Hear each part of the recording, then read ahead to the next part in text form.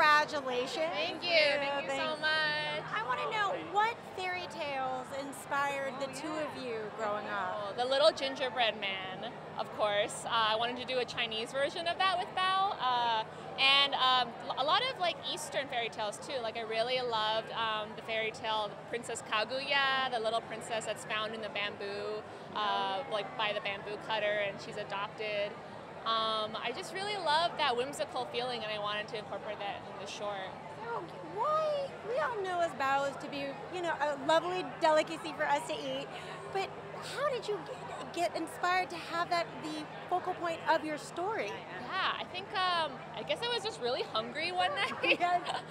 And I just started drawing, because that's when the brain juices start flowing, and I drew this image of this, this mom like nuzzling this baby dumpling boy to death. And from that one image sparked the whole short after that, and I just started building on it. And I've always loved drawing food, because I'm a huge foodie, and I love like drawing it as well as eating it. And this completely made sense. Exactly. I'm like, if I'm going to be spending hours drawing something over and over again, it better be something I'm passionate about, which is food. You know, it's such a heartwarming tale, but also, you know, it breaks you right into reality. I mean, was that the ultimate intention? Yeah, definitely. I think I really wanted to use this food metaphor to tell this like very true real life story that I'm sure a lot of people have gone through or they're going through right now with either their kids or their parents. Because I think that's what Pixar does really well, is like they tell these truths that really like punch you in the gut, but they use like really whimsical, cute characters to do it. Have you seen they have these like Pixar? They gave us a bunch of Pixar tissues. I'm like, is this because you know we're just gonna bawl in the movie? Maybe. Hope your makeup is waterproof. Yeah. Well, what does it mean for you both to have your short premiere with The Incredibles 2? It's amazing. Like we couldn't have imagined it, because it was just a happy coincidence that we were paired with them, but it's almost perfect. Happy coincidence, like the best coincidence ever. Yeah, it was. I mean, at the start of the making of the short, we had no idea if it would get finished.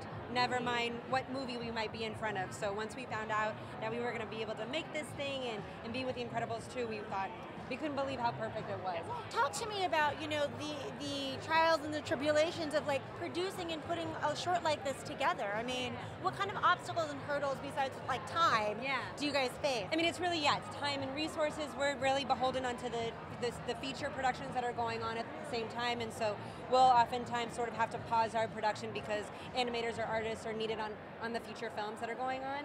So it'll take us a little bit longer to make it because of it, which is totally fine. We're so excited that we get to do it at all. We also had, for us, a big challenge was food effects. It turns out they're really hard to make look good on the computer. And I think we learned every human being is an expert of what good food looks like.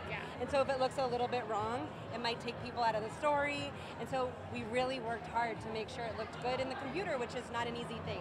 Actually, now you really sparked an interest in me. I'm going through my brain trying to think of an animated film that has food in it, but not really. Pretty rare. I mean, Ratatouille was the first at Pixar. Miyazaki films like Spirited Away, you know, like Hayao Miyazaki's films always like have a huge, like a ton of food porn, and he was a huge inspiration for me creatively too, because he really like captures every single detail of eating. It's not just characters like taking a bite of food. They like carefully cut it, they smell it, they taste it, then they eat it, and then they really savor it. And we really wanted to capture those details in BAO as well. And take a photo of it sometime, right? Yeah, totally. We took a lot of food photos. Yes, a lot of dumplings were harmed / eaten in the making of this. Yeah, poked and prodded and torn apart. Okay, so then I do have to ask, how many dumplings do you think you guys consumed in this?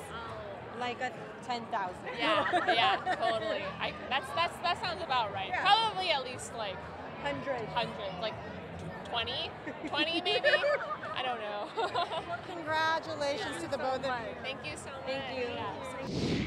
Thank you so much for watching. Make sure to comment below and give me a like, and don't forget to subscribe. My name is Kiyra Lynn. Peace out, guys.